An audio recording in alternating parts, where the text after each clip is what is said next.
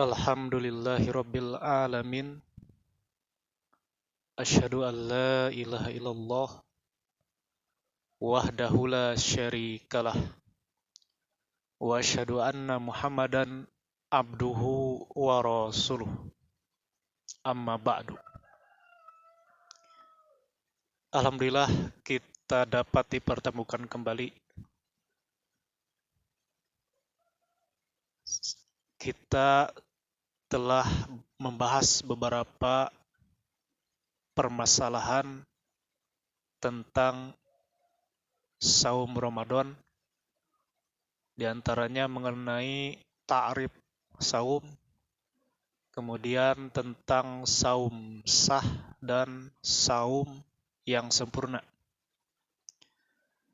Nah, untuk kesempatan kali ini saya akan membahas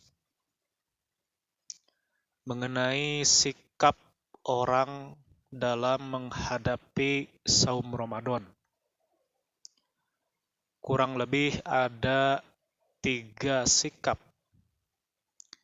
Yang pertama yaitu sikap orang yang bergembira dengan datangnya bulan Ramadan. Yang kedua ada sikap orang itu sedang-sedang saja. Jadi tidak begitu ceria atau gembira dengan datangnya bulan Ramadan. Sedangkan kelompok yang ketiga atau sikap yang ketiga yaitu sikap orang yang tidak mengharapkan dengan datangnya bulan Ramadan.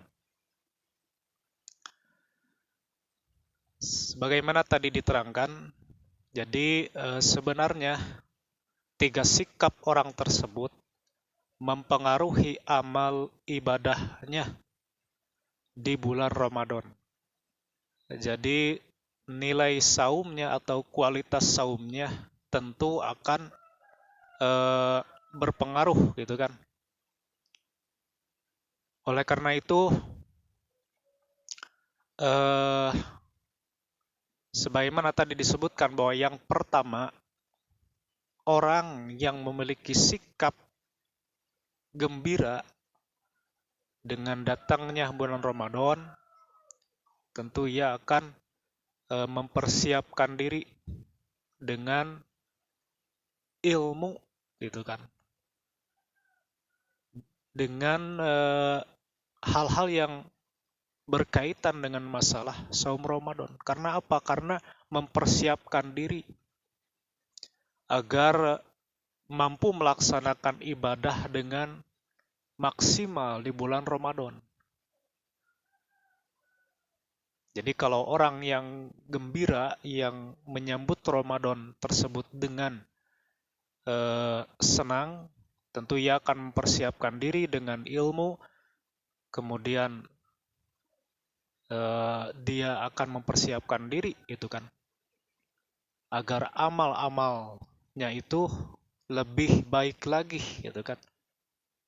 Karena tidak sedikit gitu kan sebagian orang sudah meninggalkan kita gitu kan, yang tadinya di saum tahun sebelumnya masih bersama dengan kita, tapi di saum Ramadan ini dia sudah tidak ada. Nah, sebaiknya kita mampu memanfaatkan bulan Ramadan tahun ini dengan amalan-amalan yang terbaik.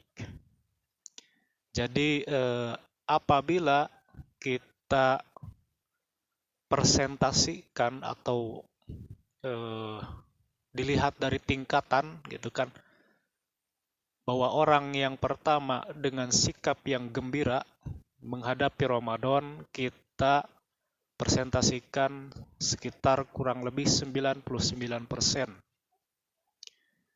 Jadi kalau 100% itu saya kira tidak mampu manusia melaksanakannya, karena manusia itu bukan malaikat. Karena malaikat bisa jadi sampai 100% ibadahnya, taatnya karena tabiatnya untuk taat. Sedangkan manusia itu tabiatnya bisa untuk berbuat baik dan bisa untuk berbuat jahat, gitu kan.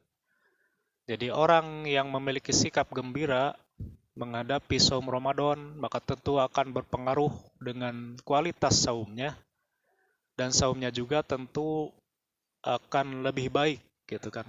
Selain menahan diri dari hal-hal yang membatalkan, tentu juga bisa menahan diri dari hal-hal yang dilarang lainnya. Bahkan dari yang bisa mengurangi nilai-nilai saum, seperti perkataan dusta, perbuatan bodoh, berkata ropas, atau mencaci maki, berkelahi, bertengkar, dan lain sebagainya. Bahkan orang yang ada di kategori tersebut, dia pula selain saumnya lebih baik, maka amalan-amalan lain pun ia lakukan di bulan Ramadan. Karena di bulan Ramadan itu ibadah itu bukan saja saum, tapi ada ibadah yang lain. Seperti sholatnya, ditingkatkan kehusuannya. Kemudian baca Qur'annya juga ditingkatkan. Dan bahkan ada waktu menghafal Al-Quran. Dan amalan yang lain seperti sodakoh, berbuat baik kepada kedua orang tua dan orang lain, gitu kan. Jadi orang yang ada di kategori pertama kurang lebih nilainya itu 99% sampai 80%-an, gitu kan. Merupakan orang yang terbaik di dalam mengamalkan ajaran Islam. Kemudian yang kedua, kategori orang yang sedang-sedang saja menghadapi saum Ramadan, yaitu orang-orang yang biasa saum, gitu kan, tamat saumnya apabila jumlah bulannya itu 30 hari, mereka pula mampu melaksanakan saumnya 30 hari. Atau apabila bulan itu jumlahnya 29 hari, mereka mampu juga melaksanakan saumnya 29 hari. Namun masih ada kekurangan. Apa kekurangannya? Yaitu dari segi amalan lain kurang ada peningkatan. Seperti misalkan baca Qur'annya belum ada atau belum istiqomah rutin, hafalan Qur'annya belum maksimal atau minim, gitu kan. Tidak mau menambah, atau di dalam sholat sunatnya, sholat wajibnya masih ada mengakhir-akhirkan waktunya, gitu kan. Jadi kalau dari segi saumnya mereka mampu, atau ibadah-ibadah yang wajib mereka mampu laksanakan, namun di dalam ibadah sunat ada sebagian yang mereka tidak laksanakan. Bahkan di dalam urusan yang makruh, yang dilarang, misalkan perbuatan kotor, perbuatan ropas, ada sebagian dari mereka melakukannya. Jadi mereka itu di dalam hal ibadah wajibnya mereka laksanakan, namun ada sebagian yang dilarang, dimakruhkan, mereka lakukan, gitu kan. Saumnya sah, namun ada ibadah yang lain atau mereka melakukan hal yang dimakruhkan yang bisa mengurangi nilai saumnya. Kurang lebih apabila dipresentasikan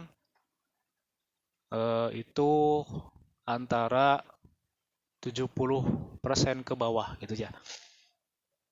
Sampai 50% atau ke bawah lagi, gitu kan.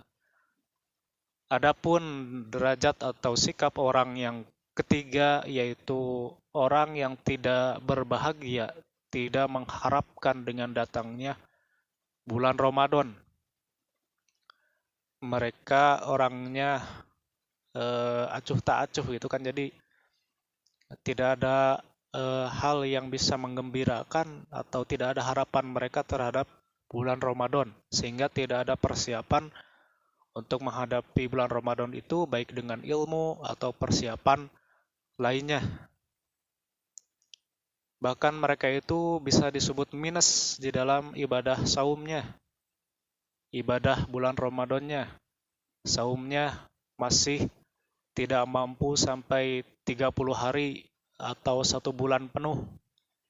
Jadi ada kalanya mereka banyaknya saumnya batal gitu kan. Bahkan ketidaksauman mereka di bulan Ramadan itu justru ditampakkan di depan orang lain, maka itu juga akan mengurangi nilai ibadah saum atau ibadah di bulan Ramadan gitu kan. Jadi mereka saumnya banyak yang bolong atau batal gitu kan, dan masih melakukan hal-hal yang dilarang atau dimakruhkan pada bulan Ramadan tersebut. Bahkan bisa jadi apabila dipresentasikan mereka bisa sampai minus gitu kan, 0% atau bisa 20%-an gitu kan, ke bawah sampai bisa minus gitu kan, minus 20, minus 30, minus 50 gitu kan. Jadi itu hanya ukuran perkiraan saja gitu kan. Jadi bukan ketentuan seperti itu gitu kan. Jadi kurang lebih itulah di antara sikap orang dalam menghadapi bulan Ramadan. Ada yang semangat menyambut bulan Ramadan, ada yang sedang-sedang saja, ada yang tidak semangat atau juga tidak mengharapkan bulan Ramadan. Jadi mudah-mudahan kita termasuk orang yang bersemangat menghadapi bulan Ramadan, bersemangat saum Ramadan, dan mengamalkan amalan lainnya di bulan Ramadan.